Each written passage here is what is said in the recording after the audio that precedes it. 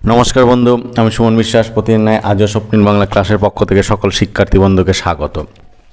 দেখো বন্ধু, অনেক দিন পরে আবার আমি পুরনো ধারায় বা ঘরানায় ফিরে এলাম।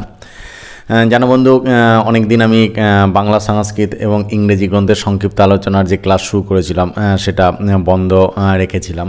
একটু মাধ্যমিকের প্রশ্নোত্তরে, কারকের প্রশ্নোত্তরে আলোচনায় চলে গেছিলাম। আজ আবার ব্যাক করেছি অনেক দিন পরে, দীর্ঘদিন পরে। ফলে আজ বর্ণ নির্মিত, তোমরা জানো যে আমি বর্ণানুক্রমিক গ্রন্থ আলোচনা ক্লাস শুরু করেছিলাম, ফ পর্যন্ত কমপ্লিট হয়েছিল। আজ বর্ণ নির্মিত আমার প্রথম ক্লাস এবং টোটাল 49 নম্বর ক্লাস। আজও বন্ধু সরাসরি ক্যামেরায় না থেকে ক্যামেরার নেপথ্য থেকে গোটা বিষয়টাকে বোঝানোর চেষ্টা করব। এবং তোমরা জানো যে সংক্ষিপ্ত আলোচনার ক্লাস যে গন্তানুক্রমিক, সেখানে বোর্ড ওয়ার্ক তেমন দরকার হয় না। বিষয়বস্তুটা কি বা এর চরিত্র কেমন আছে মোটামুটি একটু বুঝিয়ে ঠিকঠাকভাবে দিতে পারলেই ভালো। সেদিক থেকে আমি আপ্রাণ চেষ্টা করব আজও গোটা বিষয়টাকে তোমাদের সুন্দরভাবে বুঝিয়ে দিতে। প্রয়োজন হলে বন্ধু আমার ভিডিওটা পজ করে তোমরা নোট ডাউন করে নেবে, বা এখন বুঝে নাও, পরে সেটা লিখে নেবে, কিংবা তোমাদের বলেছি নোটের দরকার হলে সরাসরি আমাকে ফোন করতে পারো, নোটের ব্যবস্থা কিন্তু হয়ে যাবে। দেখো প্রথমেই বর্ণনির্মিত প্রথমে যে গ্রন্থটা আলোচনা করবো সেটা বঙ্কিমচন্দ্র। তোমরা জানো এটা একটা বাংলা সমালোচনা গ্রন্থ এবং এটা লিখেছিলেন কিন্তু গিরিজা প্রসন্না রায়চৌধুরী। এখানে বঙ্কিমচন্দ্র চট্টোপাধ্যায়ের কৃত উপন্যাসগুলির এবং ওইসব উপন্যাসের চিত্রিত প্রধান চরিত্রগুলির সমালোচনা অতিশয় যোগ্যতার সঙ্গে কিন্তু গিরিজা প্রসন্ন রায়চৌধুরী কিন্তু করেছেন। পরবর্তী উল্লেখযোগ্য গ্রন্থ হচ্ছে বঙ্কিম জীবনী। এটা একটা বাংলা জীবন বৃত্তান্ত এবং এটা লিখেছিলেন কিন্তু শচীশচন্দ্র চট্টোপাধ্যায়।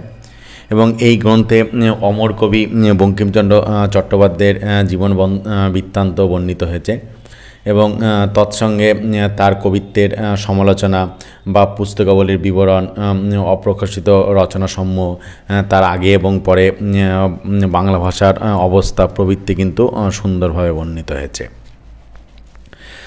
এরপর হচ্ছে বিখ্যাত গ্রন্থ বঙ্গভাষা ও সাহিত্য। তোমরা জানো বন্ধু, এই বঙ্গভাষা সাহিত্যর এটা হচ্ছে রায়বাহাদুর দীনেশচন্দ্র সেনের লেখা। বিষয়টা এরকম যে এখানে বঙ্গভাষার আদিম উৎপত্তিকাল থেকে ইংরেজ প্রভাবের পূর্বকাল পর্যন্ত বঙ্গভাষার অবস্থা, ক্রমোন্নতি, তৎকালীন লিখিত গ্রন্থসমূহ এবং গ্রন্থকারের বিষয় আলোচিত হয়েছে। সেই সঙ্গে সংস্কৃত এবং প্রাকৃত ভাষার সঙ্গে বঙ্গভাষার সামঞ্জস্য, বৌদ্ধ যুগে বঙ্গভাষার অবস্থা বা প্রাচীন বঙ্গ সাহিত্যের বিশেষ লক্ষণ, গৌড় যুগে ও শ্রীচৈতন্যের সমকালে বঙ্গভাষার অবস্থা, স্তর ও শ্রীবৃদ্ধি, প্রাচীন কবি চণ্ডীদাস, কবি কঙ্কন, কাশিদাস, কীর্তিবাস, ভারতচন্দ্র প্রভৃতি কবিগণের বঙ্গ সাহিত্যের উপর ক্রমিক প্রভাব ইত্যাদি বিষয়সমূহ কিন্তু এই গ্রন্থে শ্রদ্ধেয় দীনেশচন্দ্র সেন সবিস্তারে কিন্তু আলোচনা করেছেন। এছাড়াও অনেক অজ্ঞাতনামা কবি ও বহু কাব্যের আলোচনা এখানে কিন্তু তুলে ধরা হয়েছে। বঙ্গ সাহিত্যে এই যে বঙ্গভাষা সাহিত্য, এটা প্রাচীন বঙ্গ সাহিত্যের ধারাবাহিক ইতিহাস পূরণের উদ্দেশ্য কিন্তু এই গ্রন্থটা লেখা হয়েছিল। এরপরে রয়েছে বিখ্যাত গ্রন্থ বঙ্গভাষার লেখক। তোমরা জানো বন্ধু, এটা বাংলা একটা জীবনচরিত বা জীবনচরিত বিষয়ক গ্রন্থ। এখানে হরিমোহন মুখোপাধ্যায় কর্তৃক সংকলিত এটা। এই গ্রন্থে চণ্ডীদাস, বিদ্যাপতি থেকে আরম্ভ করে বহু বিখ্যাত বাংলা লেখকের সংক্ষিপ্ত পরিচয় কিন্তু এখানে তুলে ধরা কিন্তু হয়েছে। এরপর হচ্ছে বঙ্গবিজেতা। তোমরা প্রত্যেকেই জানো বন্ধু, বঙ্গবিজেতা একটা বাংলা উপন্যাস। এটা লিখেছিলেন কিন্তু রমেশচন্দ্র দত্ত। বিষয়টা এরকম ছিল যে রাজা টোডরমল যখন বাংলার শাসনকর্তা ছিলেন, সেই সময় একটি বিদ্রোহ উপস্থিত হয় এবং টোডরমলের চেষ্টায় এই বিদ্রোহাগ্নি শীঘ্রই নির্বাপিত হয়। এই সময়ে তোমার যে যুদ্ধ হয়েছিল তাতে জনৈক বাঙালি যুবক অসাধারণ সাহস এবং বিক্রমের পরিচয় দিয়েছিলেন। সেই যুবক ইন্দ্রনাথ এই গ্রন্থের কিন্তু নায়ক। পরবর্তী উল্লেখযোগ্য গ্রন্থ হচ্ছে বঙ্গ সংসার। তোমরা জানো বন্ধু, এটা একটা সামাজিক উপন্যাস এবং এটা সতীশ চন্দ্র চট্টোপাধ্যায় কিন্তু এটা লিখেছিলেন। এখানে দম্পতির মধ্যে মিথ্যা সন্দেহের যে পরিণাম সেটা কিন্তু এখানে প্রদর্শিত হয়েছে। তবে পরমাজে বন্ধুদের একটা কথা বলে রাখি যে শিক্ষাকে সকলের দুয়ারে দুয়ারে পৌঁছে দেওয়া পুণ্যের কাজ। তাই এখনও পর্যন্ত যারা তোমাদের প্রিয় স্বপ্নিল বাংলা চ্যানেলটাকে সাবস্ক্রাইব করনি, তারা সাবস্ক্রাইব করে নিয়ে পাশে থাকা বেল আইকনটাকে প্রেস করে নেবে সবার আগে সমস্ত ভিডিওর আপডেট পেতে। পরবর্তী উল্লেখযোগ্য গ্রন্থ হচ্ছে বঙ্গ সুন্দরী। তোমরা জানো বন্ধু, বঙ্গ সুন্দরী একটা বাংলা কাব্য। এটা বিহারীলাল চক্রবর্তী কিন্তু লিখেছিলেন।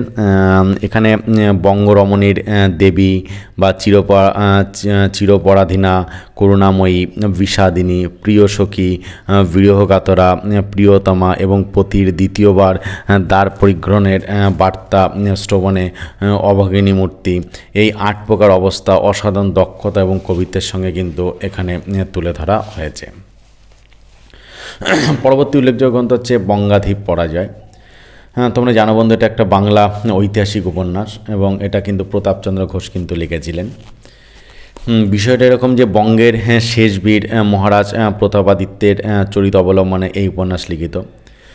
প্রতাপাদিত্য যখন বাংলার দ্বাদশ ভৌমিকের রাজরাজেশ্বর, তখন বাংলার অবস্থা কীরূপ ছিল, প্রতাপাদিত্যের রাজ্য সংগঠন এবং মানসিংহের হাতে তার পরাজয় ইত্যাদি ঘটনাসমূহ এখানে বর্ণিত হয়েছে। এইরূপ বৃহদাকার উপন্যাস গ্রন্থ বাংলা ভাষায় কিন্তু নেই বললেই চলে। পরবর্তী উল্লেখযোগ্য গ্রন্থ বঙ্গীয় সাহিত্য সেবক। তোমরা জানো বন্ধু, এটা একটা বাংলা জীবনী গ্রন্থ এবং এটা লিখেছিলেন কিন্তু শিবব্রত মিত্র। এখানে অকারাদিক্রমে প্রাচীন এবং আধুনিক মৃত বঙ্গীয় সাহিত্যিকবৃন্দের জীবনী খুব সুন্দরভাবে লেখক বর্ণনা করার কিন্তু চেষ্টা করেছেন। পরবর্তী উল্লেখযোগ্য গ্রন্থ হচ্ছে বঙ্গের ইতিহাস। এটাও কিন্তু বন্ধু একটা বাংলা ইতিহাস গ্রন্থ।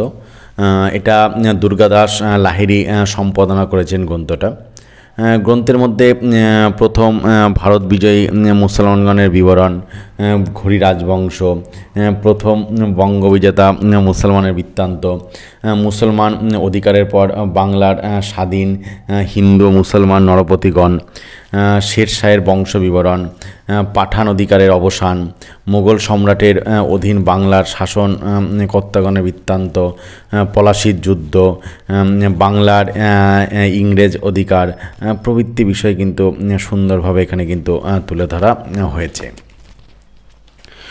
পরবর্তী উল্লেখযোগ্য গ্রন্থ 32 সিংহাসন। তোমরা প্রত্যেকেই বন্ধু আশা করি নামটা শুনেছ। এটা কিন্তু একটা বাংলা গল্পগ্রন্থ এবং এটা অবশ্যই লিখেছিলেন ফজলিয়া কলেজের বাংলার অধ্যাপক মৃত্যুঞ্জয় বিদ্যালঙ্কার। বিষয়টা এরকম যে প্রায় 100 বছর আগে সেকালের ভাষায় এই গ্রন্থ প্রথম প্রকাশিত হয়েছিল এবং সেই সময়ে এই গ্রন্থ প্রকাশের জন্য বিলেতে তোমার কাঠের হরপ প্রস্তুত হয় এবং বিলেত থেকে গভর্নমেন্ট কর্তৃক এই গ্রন্থ প্রকাশিত হয়। তখনকার দিনে বিলেত থেকে এই দেশে যারা ইস্ট ইন্ডিয়া কোম্পানির অধীনে মানে কর্ম করতে আসতো, তাদের পাঠের এবং শিক্ষার জন্য 32 সিংহাসন প্রকাশিত হয়। বাঙালির বাংলা শিক্ষার পক্ষ তখন এই গ্রন্থখানি মানে বিরাট সমাদর লাভ করেছিল। দাত্রিংশৎ পুত্তলিকার মুখে দাত্রিংশতটি গল্প শ্রবণ করে নরপতি ভোজরাজ সিংহাসনে আরোহণের ইচ্ছা পরিত্যাগ করেন। সেই মনোহর গল্পগুলি এই গ্রন্থে বর্ণিত আছে।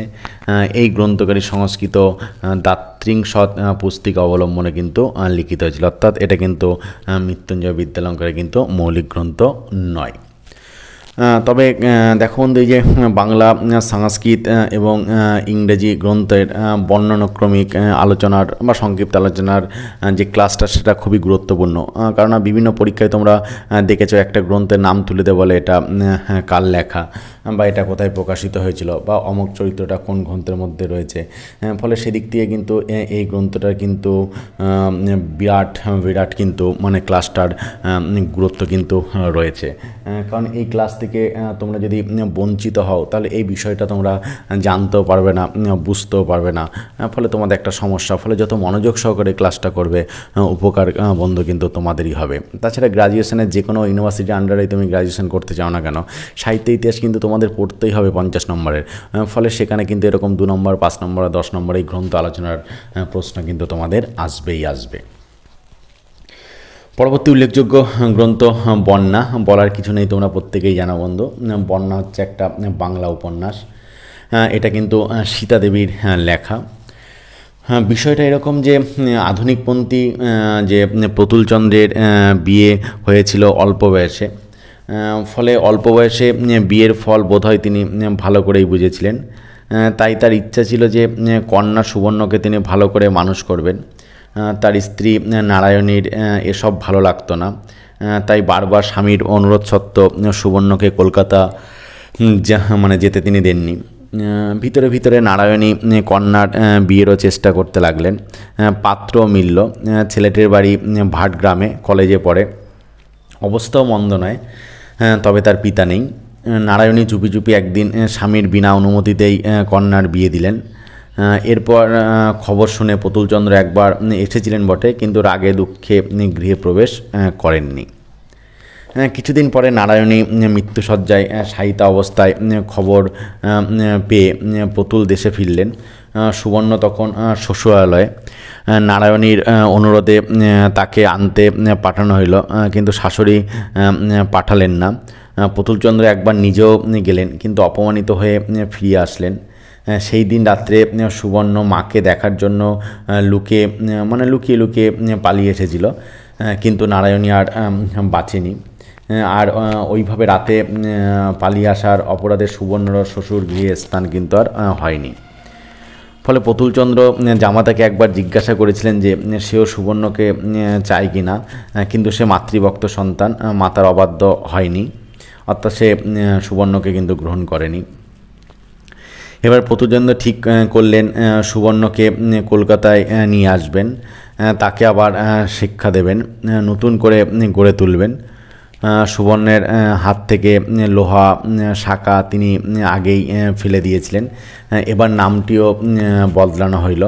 সুবর্ণের নাম হইল কিন্তু সুপর্ণা। সুপর্ণাকে তিনি কিছুদিন পরে দিল্লিতে তার বন্ধু তারণবাবুর বাসায় পাঠিয়ে দিলেন। সেখান থেকে তার পড়াশোনার ব্যবস্থা ঠিক হলো।